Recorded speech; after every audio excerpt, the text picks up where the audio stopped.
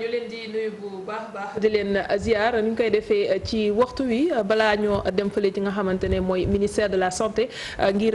fekk fa suñu équipe ba fa nekk waaye it teewlu li nga xamante ne mooy point bu bés bi ñu xam rek fañ ci toll du ñàkk ñu ñëw ci kanam tuuti waaye dañuy ànd ci plateau bi ak ki nga xamante ne nii moo di Bigué Ba Mbodj nekk présidente association nationale des sages-femmes d'État du Sénégal mu teew ci plateau bi ñu waxtaan rek ci li nga xamante ne juñu naa ko ba tey ci feebar bi waaye xool ñi nga xamante ne mooy jigéen ñu wérul yi ak xale yi naka la ñuy def ba mucc ci madame Mbodj dalal jàmm ci plateau bi. jërëjëf ñu ngi leen di nuyu di kontaan ci invitation bi ci ñaan yàlla na yàlla musal nu ci mbas mi. te génn ko ci àdduna bi yëpp.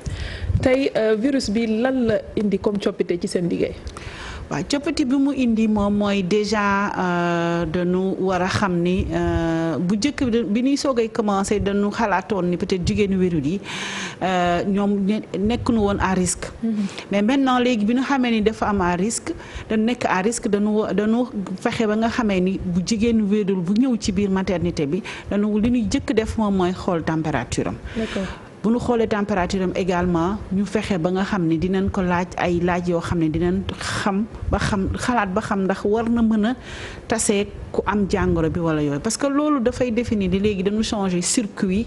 ni maladie doon ñëwee. ni ñu leen doon accueillir dafa changer ni ñu doon toogee ci biir salle d'attente yi di xaar rang yi dafa changer mais également ni nga xamee ni ñoom nañ leen doon jàppale bi ñuy wasin ak bu ñu wasinee ba pare loolu yëpp tamit dafa am ay coppite yoo xam ne dañ ko ci indi ndax mbas mi. est-ce que tey lim yi dafa gën a yokk ñi nga xamante ne ñu ngi ñëw wala wàññeeku na.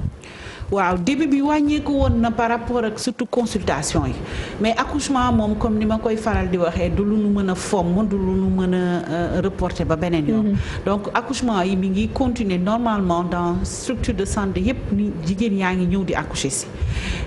consultation yi moo xawoon na wàññeeku ba tax na tamit ñu jógoon tamit di wax nit ñi ni daw mbas mi daw coronavirus warta tax yokk ndeeti ndey ak doom bi warta tax yeneen feebar yi nga xam ne mën na gàllankoor jigéen wérul wala jigéen bi nga xam ne dafa toll ci njur mu war a mën a yokk ba tax na ñu ngi leen di inciter pour ñoom ñuy ñëw consultation mais que ñuy topp digle yi nga xam ne dina tax ba duñ wàll kenn mais ñoom it duñ ko am consultation boobu noonu ñu taxaw ci parce que ay ñu bees ñuy ñëw saa su nekk di tas ak yéen te buñ nee rencontre bu bees rek rencontre bi dina indi ki nga xamante ne lii na waaye dañuy dellu ministère daal di teewlu docteur Marie Khemesse Ngom mi nga xamante ne ni mu ngi jamono ji di ñu jébbal le point. Ce jeudi 30 avril 2020, le ministère de la Santé et de l'Action sociale a reçu les résultats des examens virologiques ci-après. Sur 1161 tests réalisés, 51 sont revenus positifs, soit un taux de positivité de 4,39%. Les tests positifs sont répartis comme suit. 40 contacts suivis par nos services. 11 cas issus de la transmission communautaire répartis entre Mbao 1, Maris 1, Touba 8 et Mbacké 1. 19 patients hospitalisés ont été contrôlés négatifs et déclarés guéris. Dalal Jam 7 guéris, Touba 5, Ziguinchor 3, Fann 3 et Diamniadio 1. 2 cas graves sont pris en charge dans les services de réanimation de l'hôpital de Fann et de l'hôpital principal. L'état de santé des autres patients hospitalisés est stable. À ce jour, 933 cas ont été déclarés positifs, dont 334 guéris, 9 décédés, 1 évacué et donc 589 sous traitement. Le ministère de la Santé et de l'Action sociale exhorte les populations au respect strict des mesures de prévention collective et individuelle. Assalamu alaikum. maa ngi fii ñëw di leen di jottali lim bi ñu jot tey ci mbas mi tudd Covid-19 ci bésu tey bii di alxames di fanweeri fan ci weeru avril 2020 ministère de la santé et de l'action sociale jot na résultat yi ci examen virologique yi ci junni ak téeméer ak juróom-benn fukk ak benn ci test yi nga xamante ne réalisé nañ ko juróom fukk ak benn dellusi nañu am doomu jàngoro ji yooyu nag ñu ngi tëddee nii ñeent fukk moom la ñuy wax contact yi nga xamante ne suñu bëri bu liggéeykaay yi ñoo leen di saytu fukk ak benn moom la ñuy wax transmission communautaire ñu ngi leen di gis ci diwaan yi benn ca Mbao benn ca Maris juróom-ñett ca Touba Mbacké benn ci ñi nga xamante ne ñu ngi tëdd hôpital ñu leen di faj fukk ak juróom-ñeent biñ leen saytoo gisatuñu doomu jàngoro ji ci ñoom wër nañu ñu ngay jógee ci bëju forikaay yi ñuy wax dalal jàmm juróom-ñaar wër nañ fa Touba juróom Ziguinchor ñett Fann 3 ñett Diamniadio benn ñaari cas grave ñu ngi ba tey suñu service réanimation yi ca hôpital principal ak ci hôpital Fann ñi nga xam ne ñoo fa tëdd des fa seen wér-gi-yaram mu ngi ànd ak tan ci bésu tey bii ba mbas mi ñuy wax Covid-19 duggee ci suñu réew ba léegi am nañu juróom-ñeenti téeméer ak fanweer ak ñett yoo xam ne dañu ànd ak doomu jàngoro ji ci yooyu ñetti téeméer ak fanweer ak ñeent wër nañu juróom-ñeent génn nañu àddina benn delloo nañ ko ci dëkk ba mu jóge woon ñu dese tey ci ñu ñuy faj juróom téeméer ak juróom-ñett fukk ak juróom-ñeent ministère de la santé et l'action sociale mu ngi dooleeti di ñaax askan wi ñu gën a topp digtal yi nga xamante ne bu ñu ko defee kenn du am doomu jàngoro ji duñu ko wàllante mbas bi ñu naan Covid-19 génn ba faw ci suñu réew bi tudd Sénégal maa ngi leen di gërëm di leen di sant wasalaam. jërëjëf ñu dem fekki rek Pape Fara Gningue mi nga xam ni jamono ji mi ngi fa Pape gannaaw bu mu la nuyoo mel na ni ba léegi ñu ngi dégg ay transmission communautaire muy am malgré li nga xamante ne mooy mesure ak digle yi nga xamante ne ministère mu ngi koy def. jërëjëf Aram maa ngi leen nuyu di nuyu mbokk téléspectateurs yu groupe Futur Média ni nga ko waxee dëgg la cas communautaire yi gis nga tey fukk ak benn la maanaam ñi nga xam ne dañ koo am te xamuñu fu ñu ko jëlee loolu nag li ko mën a indi moo nekk koo xam ne day dem bërëb bu ne ndax yaakaar naa ne ñi nga xam ne dañoo toog seen kër jël matuwaay mbir yi du leen dal waaye bu dee da ngay dem gox ak gox ca nga koy jël xamoo ko bu dee nag da ngaa nekkoon ci place nga peut-être sax dinañ mën a tracer fi nga ko jëlee waaye bu dee da ngaa jugee Dakar jaar fii dem Louga dem Thiès jaar yooyu yëpp ba yegg bërëb ba nga nekk loolu dafay nekk loo xam ne lu doy waar waaye lu ñu mën a jàpp rek Aram tey test yu guléet mu yegg 1000 ndax ay 800 et quelque lañ ci am 873 bokk na bi ci gën a rëy démb 800 la ñu amoon léegi junni ak téeméer ak juróom-benn fukk ak benn loolu moo wane ne gars yi nag ñu ngi gën a farlu ci test yi te test yi mu ngi gën a màgg te loolu nag li muy jur dinañ mën a teel a testé ñëpp daal di xam nag ñan ñoo ci am jàngoro ji ñu daal di leen jël nag xool leen bu baax a baax waaye ci taux bi nag nekk na taux bu baax naam sax chiffres yi yokk na lool juróom fukk ak benn ñoo ci am lii di doomu jàngoro ji waaye taux bi 4,39% la eggul 5% loolu yaakaar naa ne dina xaw a mën a dal xel tuuti ndax suñ defuloon test massif yi ñu bëri dinañ rëcc ci maay bi maanaam duñ leen mën a jàpp ñuy wër di wàlle mais lu ñu gën a yokk test yi mu baax naam malaat yi dina gën a bëri ñeent fukk ñoo ci nekk cas contact fukk ak benn ni nga koy wax cas communautaire ci diwaanu mbaaw moom jamono ji ba léegi cas communautaire ñu ngi ko fay nemmeeku léegi dugg na ca biir Mariste Touba juróom-ñett am na tailleur ba ko fa amoon nag daw daal di dem fa nga xam ne rëcc gaa yi ba ñu mujj koo jàpp yooyu yëpp mun nañ koo daal di collé ci wàll woowu rattaché leen ci loolu Mbàkke am na benn waaye fukk ak juróom-ñeent daan nañu wër démb tamit fukk ak juróom-ñeent ñoo wëroon ñuy wër jamono ji ak fan yee ñu wute ay benn dem wër ak ñeent kon nag peut-être mu ngi am tan tuuti naam garab yu bees yi xëy na sunu autorité yi dinañ ko xool bu baax chloroquine bi mu ngi doon def ay effet gars yi ñu ngi wax ay artémisiaque ak yeneen yoo xam ne yu bëri ñu ngi génn comme que fi mu ne amagul traitement yaakaar na suñu scientifique yi ñoom loolu dinañ ci gëstu xool ban moo gën a baax te dalal jàmm juróom-ñaar nit ñoo fa wër Touba juróomi nit Ziguinchor ñett ca Fann ñett Diamniadio benn am na ñaari cas grave xam naa ñaari ñu dem wax boobu ba léegi la ñu leen di ñaanal nag mbas mi daan leen bàyyi bañ delluwaat seen kër léegi nag Sénégal tamit egg 1000 gannaaw ñaari fan ci weeru mars ba léegi ñaari fan donc tamit moo des ñu am ñaari weer bi ñu feebar bi duggee suñu réew ba léegi juróom-ñeent téeméer ak fanweer ak ñett ci nit ñoo ci am li la feebar bi waaye nag ñi ci wër ñetti téeméer ak fanweer ak ñeent la doon lu tollu juróomi téeméer ak juróom-ñett fa ak juróom-ñeent ñiy feebar ñu ngi gën a bëri moo tax ñu ngi gën a yokk lal yi bu baax a baax ngir mën a jël ñëpp jël leen en charge nee nañ école le 2 lay ubbi kon loolu peut-être bu nit ñi farloo rek yaakaar naa mën nañoo dundee yaakaar prévision yi ñu jàpp xëy na ci weeru mai ngir yi dina jeex aram loolu daal la ñu gën a mën a tënk jamono ji ci jàngat waaye jàpp leen ne ñu nekk ci kër docteur yi ñoo ëpp fuuf ñi nga xam ne ñoo wër tendance bi léegi dafa renversé wu te loolu nag li koy waral xëy na fii ak ñaari fan fii ak benn semaine port masque yeeg mesures yenn yi ñu jël yaakaar naa ne xëy na dina jur résultat te dégg nga njiitu réew li mu jël nee nañ dina gën a taral bu baax a baax ci wàllu transport beeg yenn yi nga xam ne nemmeeku nañ laxisme dëgg moo ci am te loolu yaakaar naa buñ ci jëlee mesure rek fii ak balaa koor gee jeex fii ak weer wii rek ñëpp farlu incha allah dinañ génn ci mbas mi aram loolu fi gënoon fës benn waxtu incha allah ma dellu daal di yaatal. jërëjëf Pape Fara ñi ngi ci tënk li am na solo bu baax ñu dellusiwaat ci suñu gan di madame Mbodj Bigué Ba dégg nga li mu wax tey li mu déjà test yi yokku na ndax ñu bëri dañ ko doon souhaité pour mu nekk lu gën a bëri mais njàngat li nga xam ne def nga ko ci tey li nga xam ne gis nga ko ci point bi. jàngat bi moom mooy dañu xaw a xel dal tuuti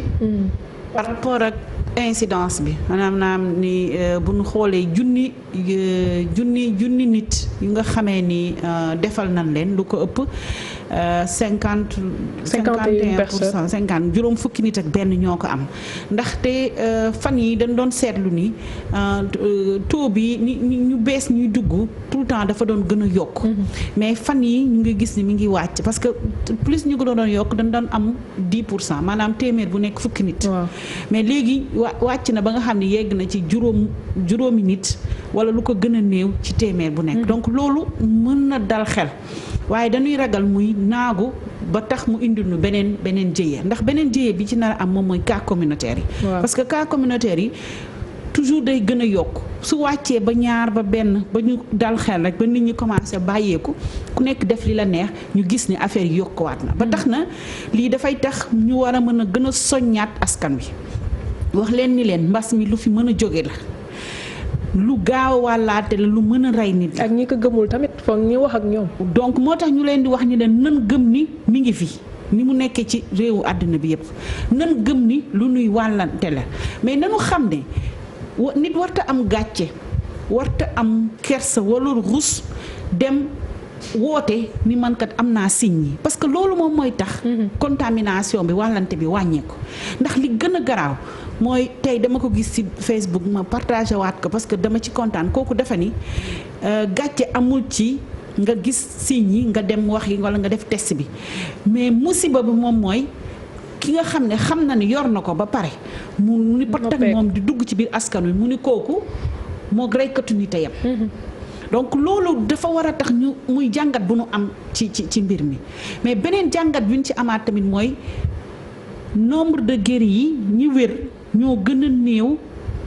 ñi nekk ci hôpital xam nga bu njëkk dañ doon wax ni Sénégal ñu bëri dañ doon wér ba tey nit ñaa ngi wér waaye boo xoolee ni mbas mi gën a lawe ci biir réew mi hôpital yi ña fa nekk di faju dañu gën a bari donc mu indi jafe-jafe bu nga xamee ni bu mu mën a jur ci ndax dinañ dem ba am lal yu nu mën a tëral ñëpp ndax dinañ am assez de matériel bu nu mën a protéger personnel bi parce que docteur Bousso barki démb dafa wax ci mbir mi ni am na 20 personnel ak juróom yoo xam ne infecté nañu waaye alhamdulilah ñi nga xam ne ñooy faj malade yi ko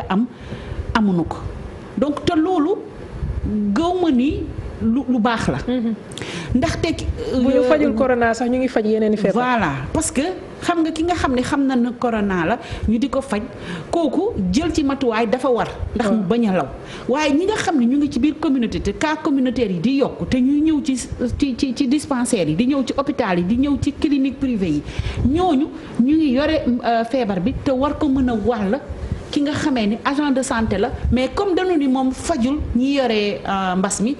protection bi war ci ñoom duñ ko ci def donc loolu mu mën a indi tiitaange parce que mën na aussi yokk ci li lawal feebar bi. sànq may la doon wax avant ñuy dugg sax ci point bi ak ministère ne yéen da ngeen di dajeek ay nit. te ku wax dajeek ay nit wax risque. foofu noonu tey est-ce que Sénégal tollul foo xamante ne war nañu privilégier ni ko yeneen dëkk yi di def téléconsultation yeneen wala yéen instant bi mënoo leen expérimenter loolu. waaw téléconsultation moom je crois que même avant mbas mi di commencer sax tollu woon nañ foo xam ne léegi malade yi dañ leen doon jox numéro téléphone. ba nga xamee ni la bu la dara jaaxalee mën nga woote. et que léegi am na type de suivi bu nga xamee ni mën nañ ko def. Par téléconsultation mais comme ni ma la waxee woon noonu accouchement mënta nekk par téléconsultation. ki nga xamee ni dafay def menace d'accouchement prématuré maanaam dafa ëmb bi matul mu commencé am biiram metti mu nar a ñàkk ëmbam kooku mënoo ko def ci téléconsultation ba tax na. il faut que ñu xam ni structure de santé yi dañu war a protéger tout le personnel de santé. est-ce que jumtukaay bi am na. pour ngeen mën a protéger jumtukaay bi nag mooy li manqué parce que structure boo dem nit ñaa ngi jàmbat li ma gën a maîtriser mooy mbirum sage-femme yi parce que comme dañu yàlla dafa def ñu jiite sage-femme yi ci Sénégal gi yëpp amul benn gox ci biir Sénégal boo xam ne du ma xëy suba ba ngoon te sage-femme yi woote wuñu di jooy ni ñoom population baa ngi ñëw ci ñoom ñii wasit ñu ngi ñëw ñii visite ñu ngi ñëw te ñoom amuñu benn protection ba tax na ñun association des sages-femmes déjà bi mbas mi commencé comme dañu ni woon ñii ñun dañu engagé woon ni ñun dañuy nekk partenaire u femmes yi dañuy nekk défenseur seen ay droits te droits yi mooy am accès maanaam mën a jot ci pàcc boo soxlaa mbirum sage-femme léegi nag ñu ni il faut que ñun ñu continuer di liggéey continuer di faj nit ñi waaye naka la ñuy def ba mën a aaru ñu ni sage-femme dafay liggéey ci benn équipe nekkul rek moom kot léegi nag ñu ni ñun lan la ñuy def dañuy jóg ñu jël suñu dajale suñuy cotisation dem jàppale ministère de la santé pour que équipe de soins bi yëpp ñu mën a am nu leen jàppale bi loolu weesoo tamit ñu wax suñu ay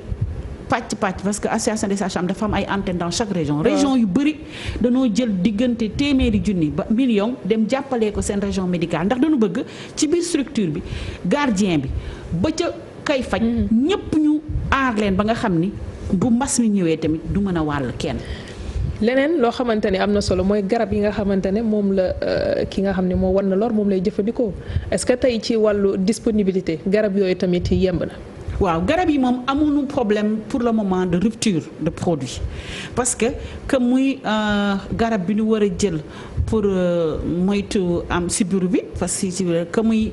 fer yi ñuy naan que muy yeneen yi bu ñu demee ci pharmacie yi ma nga fa mais même pharmacie yi IB yi ci biir structure yi ma nga fa ba léegi parce que heureusement ba nga xamee ni effort yi ñuy jël def ko ci mbas mi taxul garab yi nit ñi jigéen wérul war a mais nag lan la ñuy ragal que ni ñuy jël koppar yi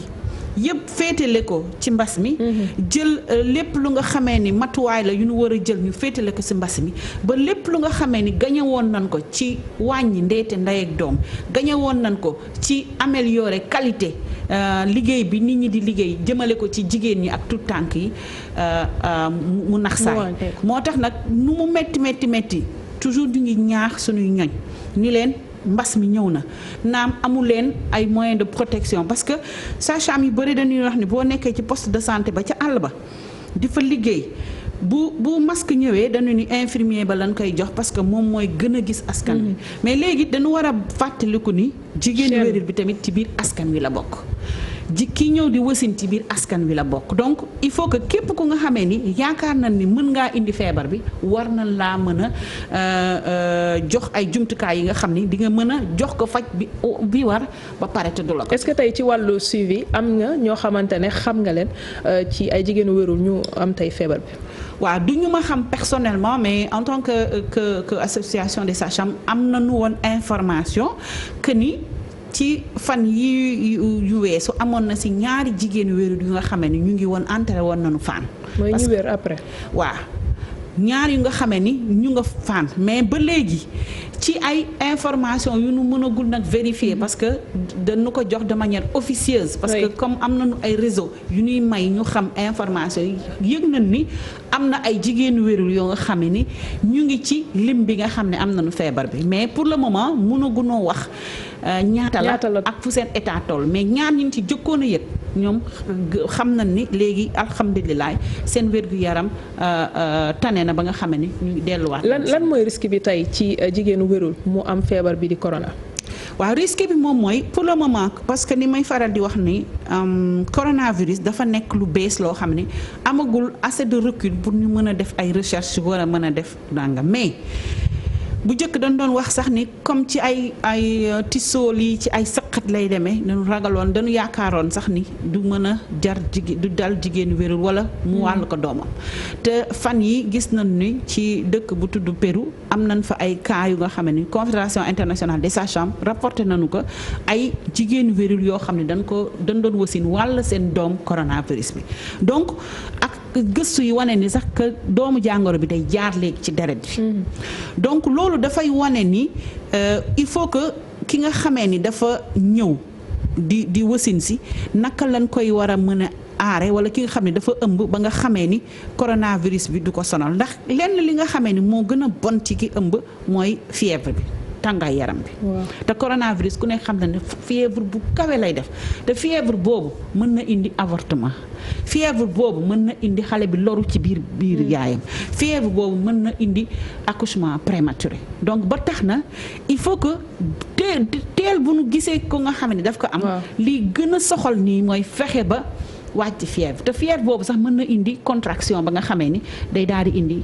accouchement prématuré boobu. ci accouchement boobu noonu tamit dina baax ñu xam ndax xale bi mën nañ ko protéger balaa mu koy am wala ci durée grossesse bi la amee virus bi. pour le moment comme ni ñu mën a sàmme ni ñu mën a moytoo transmission mère enfant ou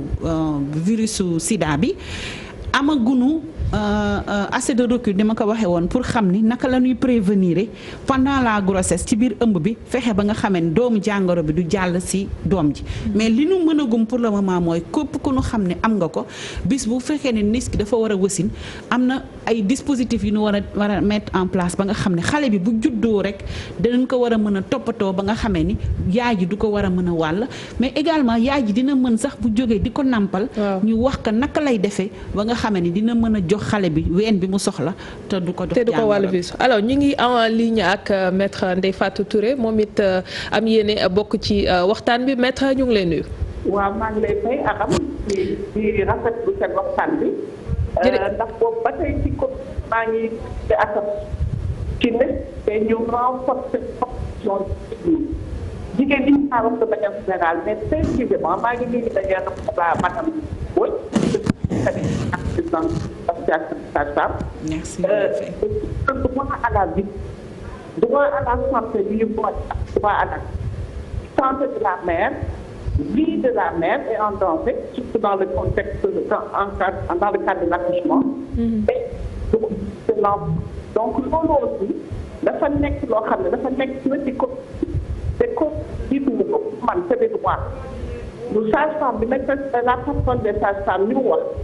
mooy xam nga Covid bi fond bu ci dajale tey. donc ñu voté woon te assemblée pour la santé day war a renforcer le système de santé. et ce que le santé de dire moi je l'avais dénoncé Fanny il faut que ñu renforcer ci biir renforcement bi y a des priorités dans le renforcement ñi ñu war a gën a apport de priorité mooy la naissance des enfants les femmes enceintes. Les femmes âgées, depuis le 60 ans, 50 ans, dañuy war a renforcer le système, c'est-à-dire tout dispositif. Aussi protéger les intervenants les acteurs ñoom mais jox leen équipement yu doy pour que femmes yi bu ñu ñëwee ñu mën a appliquer dans les meilleures conditions donc il faudrait que autre fekk ñu xam ne que ci biir Covid dans le contexte du Covid il faut renforcer davantage la protection des femmes des enfants et du personnel également qui est amené à s'occuper de ces personnes-là. Donc c'est fondamental. Vraiment, je voudrais attirer l'attention. Et puis, Covid bi aram, c'est pas le lieu de le dire. Je l'ai dit, nous sommes occupés. On va faire de 54% ce jour-là. C'est pas mal de choses, bien sûr. Je vous vois faire 54% des personnes infectées au Sénégal et que des jamais pensé que chaque jour, dinañu jox le nombre de femmes ñu def des données désagrégées. Et jox ñu ko aussi par région. Et jox ñu ko pourquoi pas même su fekkee ne comme ak hier le patron de sa femme que je salue d'ailleurs elle a dit que on lui a rapporté que am na 2 femmes enceintes qui ont été atteintes. Oui. Alors dañuy soxla données yooyu tous les mais santé. Si c'est le droit à la santé et le droit à la vie de l'enfant, du fœtus, enjeu à 2 personnes particulièrement vulnérables à protéger dans le contexte Covid. Donc, vous devez renforcer le système de santé avec les moyens mais nous avons priorité qui domaine Madame Boy, c'est-à-dire la patronne de sa femme. Merci beaucoup de questions. Vraiment, maa ngi rafetlu yow tamit. jërëjëf à autre chose là-dessus. Vraiment, depuis le début, maa ngi attiré attention wax naa ko. Et je voudrais que le ministre de la Santé et docteur Ismaël Khémesse, qu'elle mette l'accent que le Covid, comment dire, mettre l'accent ça, que ñu jox leen les moyens. C'est pas normal que ñuy intervenir en direction d'être très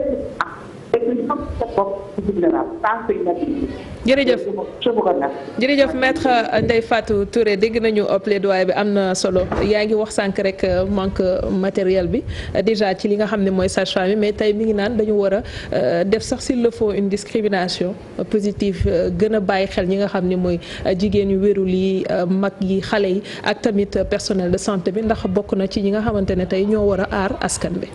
obligation la ci ñu def discrimination positive parce que ci biir débat yi ñuy suivre dañuy dégg ni dañu war a def focus bi dañu war a gën a toppatoo les personnes vulnérables. te personnes vulnérables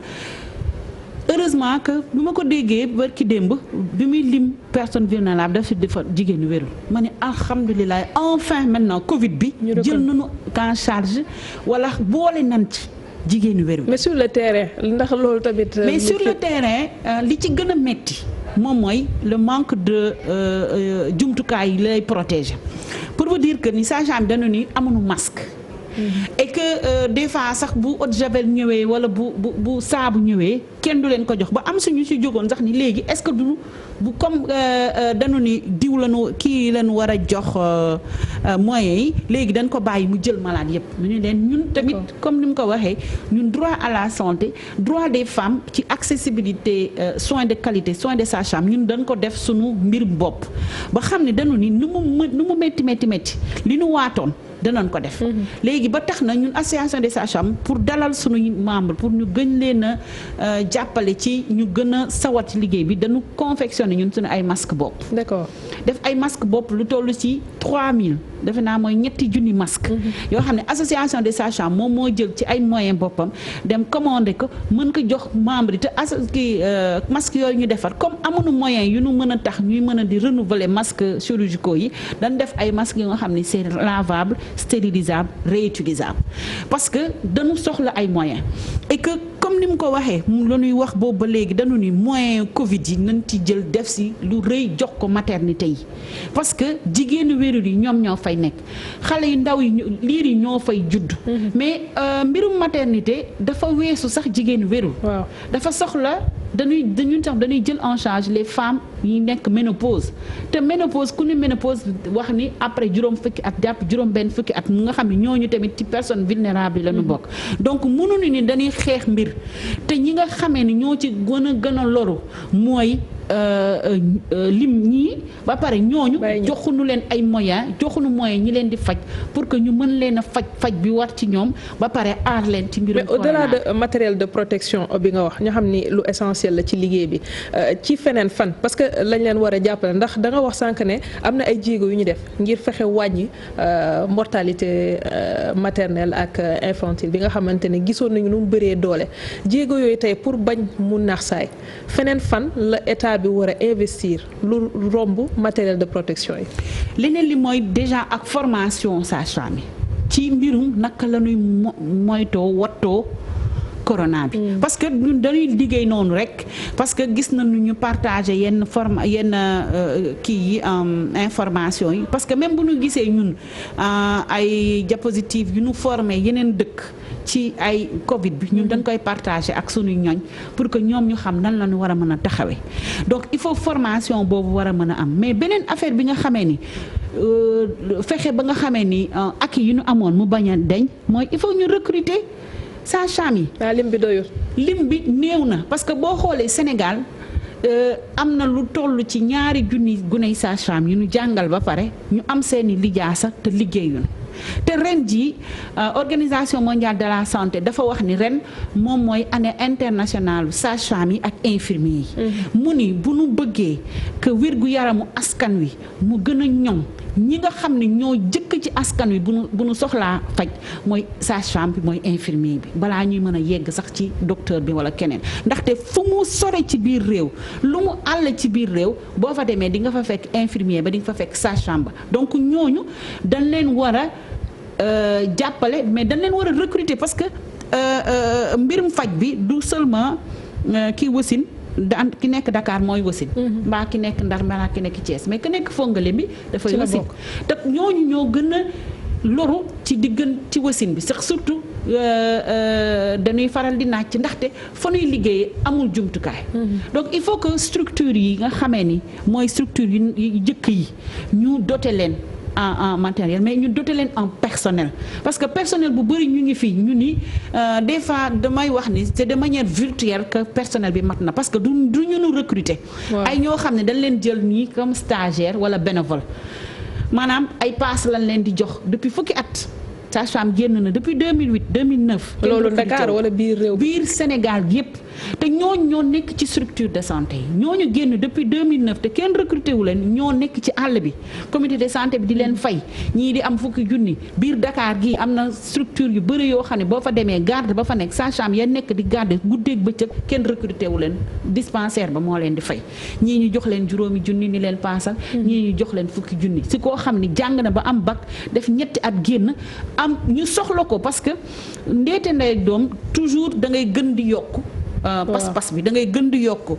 xarañ bi nit ñi am da ngeen yokk matériel bi da ngay yokk surtout nag sensibilisation bi pour que population bi di gën a ñëw ci structure yi mais pour boo waxee ba nit ñi ñëw ci structure bi il faut mu am koo xam ne bu ñëwee moom moo leen di faj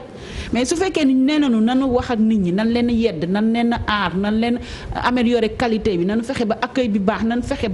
ba pour nit ñi ñëw ba loolu yëpp am ba nit ñaa ngi ñëw mais bu fekkee nit ki dafa ñëw fekk fa kenn déjà dina mer bu ko defee qualité bi ñu doon yaakaar wala satisfaction bi dootu ko am déjà faj dana fa yàgg lool te jamono bii ñu toll yàgg ci fenn wóoru ndaxte plus ngay toog fenn plus ngay am exposition également ki nga xam ni moom moo la war a faj koo xam ni xelam dal na ba mën la faj wala njàngam may na ko mu xam nan la lay faje kooku tamit nekk fa donc ça pose problème. disparité yooyu noonu si yenn région lañ jàpp ne moo gën a manqué loolu di sage-femme wala infirmier si yenn zone la. xam nga bu njëkk dañ doon wax ni sax Dakar moo ëppale. waaw mais soo koy xool ci lim Dakar ëppale na mais soo koy tollole ci population bi sage-femme wala toppatoo Ndakaaru dafa bokk ci dëkk yi manqué sage-femme mais tamit région yi nekk ci àll bi yi nga xamee ni ñoo gën a sore ñoom tamit ay Matam parce que docteur gynécologue bi nekk Matam fan yi dafa publier nii danoo toll ci période Covid toll ci naka la ñuy mën a wàññi ndeete ndey ak doom te ñoom seen maternité ba mu nekk ñaari sage-femme la am donc ñaari sage-femme ñu bëgg di garder 24 heures sur 24 am na structure yi nga xamee ni poste de santé la naam ñu ngi kontaan ci li professeur Eva Marie Coll commencé woon ministre bi Abdoulaye Diouf Sarr yeggale ko dañu woon poste de santé bu nekk benn infirmier benn sage-femme mais effectivement am na ay poste de santé yoo xam ne amuñu sage-femme ba nga xamee ni nit ñi bu ñu soxlaa fajub sage-femme dañuy takk saret mbaa ñu yéeg ci welo lu mel ni fongali bi li ma fa gënoon a mas marqué dindi felo dañ fa demoon benn activité mais di gis ko nga xam ne dafa am xorom di crise ñu koy wàccee ci montagne bi takk ka ci vélo di ko wàcce nga xam ne kooku te ba mu wàccee heureusement que ñun ñi nga xam ne sage-femme la ñu demul woon pour liggéey fajub sage-femme mais yàlla fekk def na ci jàmm ba ñu fekk ka ba ñu mën a jàppale kooku ba mën ko toppatoo ba ñu pare ñu mën ko rawale hôpital Kédougou ba ñu mën ko faj donc dafa bëri structure yi nga xamee ni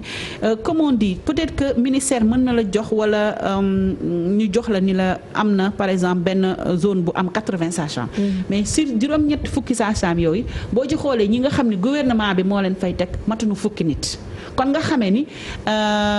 assurance bu virtuelle la dañuy yaakaar ni ñëpp am nañu fépp te fekk ni lu bëri ci biir àll bi amuñu sage-femme ndax ña fa nekk tey mën nañu am beneen poste feneen wala beneen contrat feneen ñu dem bu ko defee lépp loo liggéeyoon lépp lu ñu tabaxoon ci lu baax luy wàññi ndeete ndey ak doom ñu am sage-femme waaye tamit ñu sécuriser leen ci wàllu ameel pour ñu mën a tamit nangoo toog si yenn bërëb yi di fa liggéey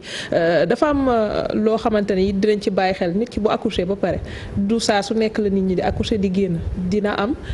peut-être benn suivi bu ngeen war a def ay fan gannaaw loolu te ñu nekk ci contexte boo xamante ne taamuñu bokk nit yi di des si bërëb yooyu suivi boobu naka ngeen koy defee. waaw suivi boobu quelle que soit situation bi mortalité maternelle ñun moo nu gën a soxal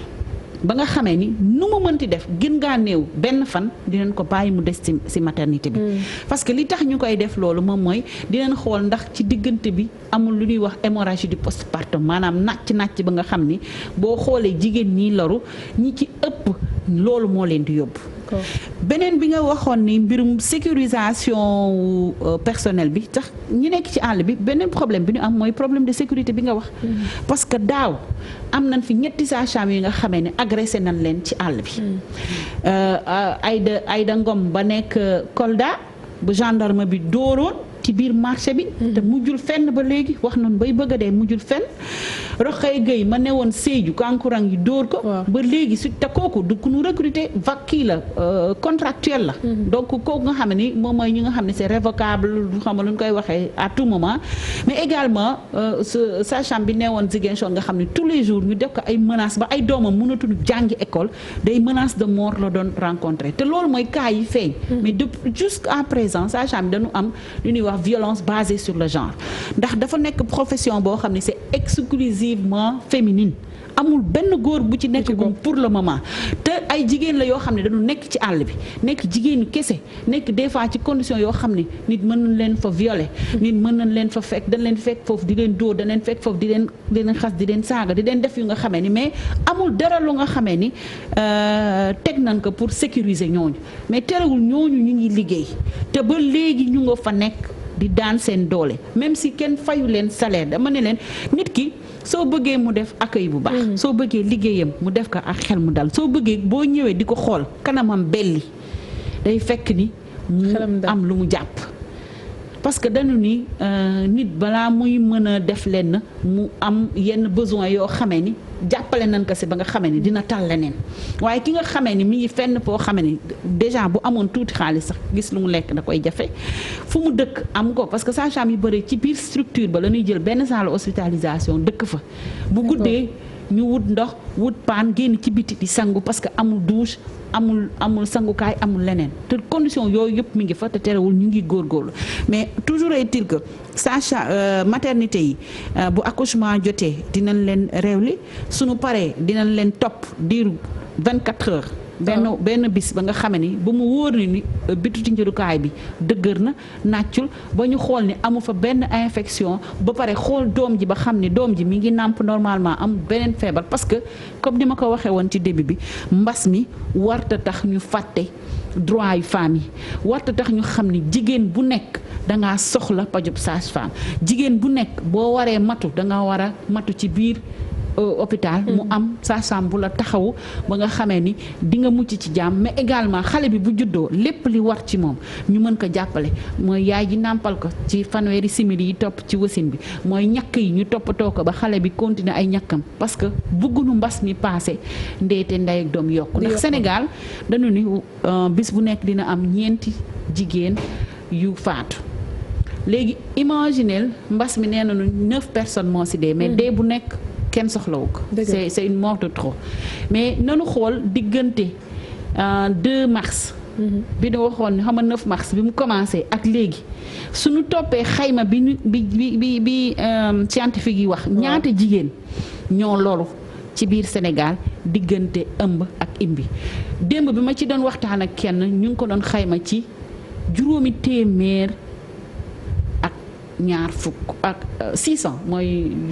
juróom-benni téeméer voilà jërëjëf donc yoo xam ni probablement mën nañu loru ci biir Sénégal gi ci diggante ëmb bi wasin ba si ñeent fukki guddi donc moo loolu di ci dee moo ëpp foofu li mbas mi rey ba tax na moyens yi nañ ko fa gën a teg ba nga xam ne day doon li ñu waxoon sànq discrimination positive pour que nit ñi fekke tal heure bu mbas mi jeexee. alors am na sànq ci sa biir wax lenn loo xam ne saa su nekk day faral di ñëw muy accueil bi. accueil boobu yenn saa yi ñu décrit ko yenn saa yi tamit ñenn ñi taseeg ñoo xamante ne ni ay bam baax lañu. foofu it lan ngeen ciy def ci jéego pour améliorer ko. foofu nu ma koy waxee mësuñu bàyyi di ci jéego. te li ma doon wax chaque jour benn jour journaliste yi titré nañu que la présidente de l'association des sages-femmes solde ses comptes. mais c'est que dañu ni le fait que nit ñi di wax mauvais accueil tax na jàpp nañu ci bopp nit ñi que ni man bu ma dem maternité su ma demee dañ may accueillir alors que léegi bu ku nekk waxale yàlla dina xam ni liñ doon wax naan dégg nañ ko wala wax def nañ ko du ma ni amul de parce que nit kese la. te nit ki juddoom yaroom ak jikkoom moo jiitu mu doon nekk sage-femme mais ci biir formation bi dañ leen ci wax ñun en tant que association des sages-femmes amuñu bis bu ndul ñaax suñ ñoñ ci mbir moomu parce que sànq ci jëlbeen bi dama ni la ñun depuis quelques années dañu wax ni sages-femmes yi ñun dañoo gëm ni ñun ñooy partenaire te nit ki boo nekkee ndey dikkeem doo xool di nga fexe noo ko jàppalee ba nga xam ni dina am